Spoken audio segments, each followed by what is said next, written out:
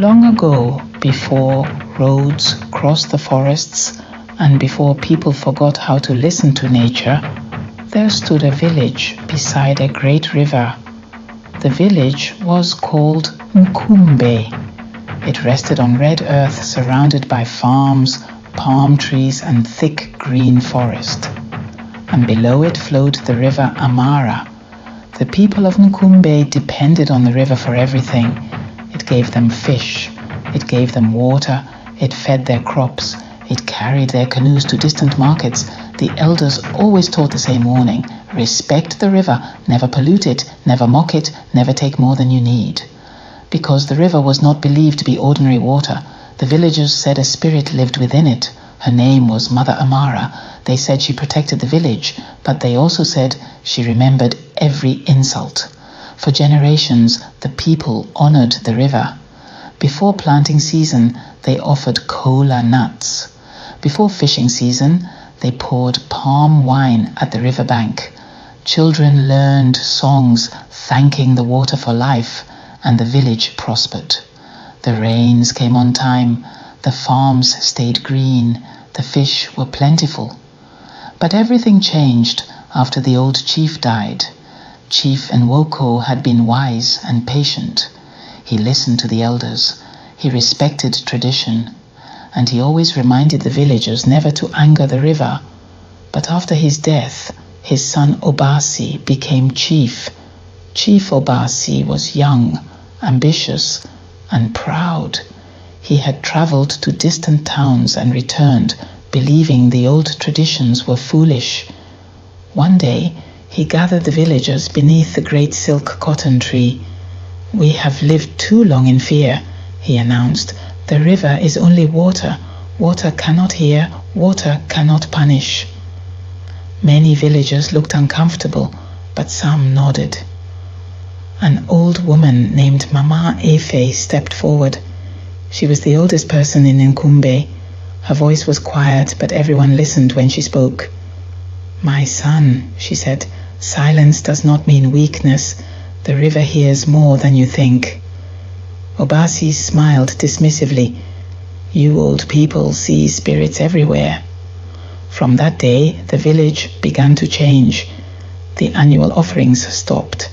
Young men washed animal blood into the river. Broken pots were dumped near the banks. Palm oil waste flowed into the water. And when some villagers complained the river smelled strange, Obasi laughed. "The river is large," he said. "A little dirt changes nothing." Then he ordered something worse. He wanted to build a new riverside market to attract traders from other villages. The chosen site was sacred ground near a deep bend in the river. The villagers believed Mother Amara rested there. No one fished there. No one crossed there after sunset.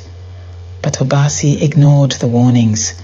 Trees were cut down. Sacred reeds were burned.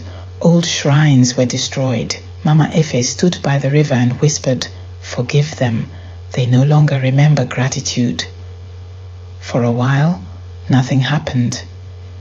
And because nothing happened, the villagers grew bolder. The market became successful. Traders arrived by canoe. Money flowed into Nkumbe. Obasi became proud. "You see," he said, "the river has done nothing." But Mama Efe noticed strange things.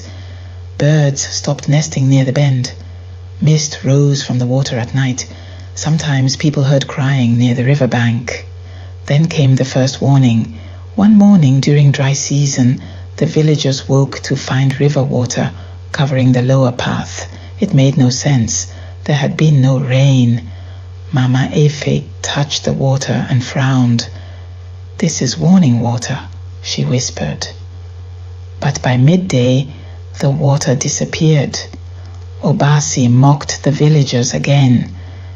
"Rivers rise and fall," he said. "Stop behaving like frightened children." That night, Mama Efe had a dream. A woman made of moonlit water stood in the river. Her voice echoed like rain. Tell them to clean what they have dirtied. Tell them to restore what they destroyed. Mama Efe rushed to Obasi the next morning, but he dismissed her. Dreams are only dreams. The second warning came weeks later. A fisherman named Kalu cast his net near the sacred bend. When he pulled it up, there were no fish inside, only old clay offerings from the riverbed, broken figures, ancient symbols, and one clay statue shaped like a woman. Fresh red mud seeped through the cracks like blood. Suddenly Kalu heard a voice beneath the water. "Return what was taken." Terrified, he paddled back to shore. The villagers panicked when they saw the statue, but Obasi grabbed it and threw it to the ground. The statue shattered. At that exact moment, thunder rolled across the sky, even though there were no clouds. The villagers fell silent. That night, Kalu's small son woke from sleep and spoke in a woman's voice. "Return what was taken." By morning, everyone in Nkumbe had heard the story. Mama Efe begged Obasi once more, "Close the market, restore the sacred bend, ask forgiveness." But Obasi refused. "If I do that, the people will think I am weak." Mama Efe stared at him sadly. Better to be called weak than buried by water. Still he refused. Then came the third warning. Obasi's younger sister was getting married. It was the largest celebration the village had ever seen. Goats were slaughtered. Drums thundered through the night. Palm wine flowed freely. The feast was held at the riverside market. As part of the ceremony, the bride approached the water for a blessing. Traditionally, the villagers prayed respectfully to the river. But Obasi laughed and raised a calabash of wine. "If the river truly lives," he shouted mockingly, "then let it drink with us." The crowd laughed nervously. Obasi poured the wine into the river. For one moment, nothing happened. Then the water began to bubble. The river suddenly pulled backward from the shore. Fish flapped helplessly in the mud. The drums stopped. Children screamed. Then a massive wave surged from the river. It crashed through the market, sweeping away tables, drums, food baskets, and cooking fires. People ran in terror. Then just as suddenly, the river became calm again. Written in wet mud near the bank were words no human hand had written. "Return what was taken." This time nobody laughed. The elders gathered immediately. They went to Mama Efe. "What must we do?" they asked. "Clean the river," she answered. "Restore the sacred place. Return what belongs to Mother Amara." For 7 days, the villagers worked. They removed rubbish from the water. They repaired damaged shrines. They returned sacred objects taken from the riverbank. But something was still missing. Long ago, a sacred black stone called Amara's heart had rested at the river bend. Nobody touched it.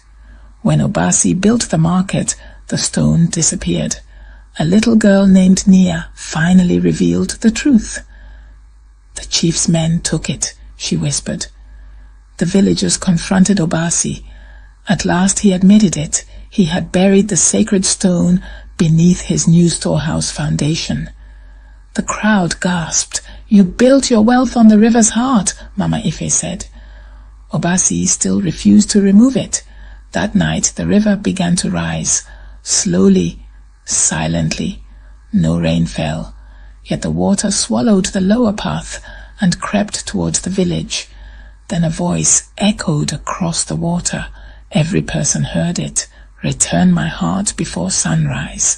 Panic spread through Nkumbe. The villagers rushed to the chief's storehouse with axes and tools. They tore apart the floor. Finally, beneath the foundation, they found the black stone. It felt strangely warm, as though alive. At dawn, the villagers carried the stone back to the sacred bend. Mama Efe turned to Obasi. "You must return it yourself." For the first time, the proud chief looked afraid. Slowly, He knelt beside the river. "Mother Amara," he whispered, "forgive me. I mocked what protected us. I placed greed above wisdom." The villagers watched in silence. Then Mama Ife began singing the old river song. One by one, the villagers joined her. Together they carried Amara's heart back to its resting place. As the stone touched the earth, the river rose gently around it. A pale blue light shimmered across the water. "Mother Amara," her voice flowed across the river like wind. "Water gives, water takes, water remembers." Obasi lowered his head to the mud. "You are forgiven," Mother Amara said. "But let this village remember what pride almost destroyed." Then she vanished. The river hovered peacefully back into its banks. Birds returned to the trees. The strange mist disappeared, and the people of Nkumbe never forgot what happened. The market was rebuilt far from the sacred bend. The river was kept clean. Children were taught the old songs once again, and every year the chief himself carried clean water to the riverbank in gratitude.